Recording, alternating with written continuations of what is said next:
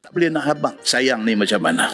Tuan-tuan ada 4 orang anak, dalam 4, tuan-tuan sayang 4-4. Tapi dalam 4 ni ada seorang ni terlebih sikit sayang kat dia.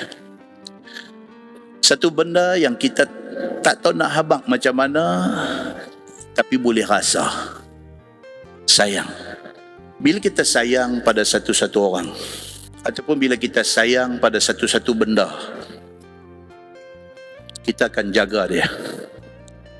Kita akan protect dia daripada kena benda-benda yang tak elok.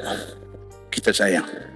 Kita sayang anak kita, kita tidak akan biar benda tak elok kena ke dia. Apa jadi pun, kita sanggup jadi galang ganti. Pasal apa? Sayang.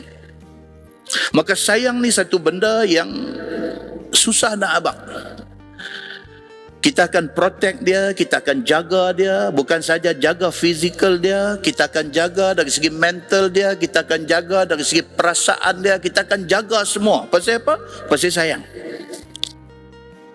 Kita tak mau dia disakiti, kita tak mau dia dirosakkan. Pasal apa? Pasal sayang. Ada orang buat satu perbandingan antara sayang dengan cinta. Ada beza ke sayang dengan cinta? Maka pihak yang buat kajian, mereka kata ada beza. Mereka kata sayang ni satu benda yang kita hanya nak memberi dan kita tidak harap balasan. Itu sayang, dia kata.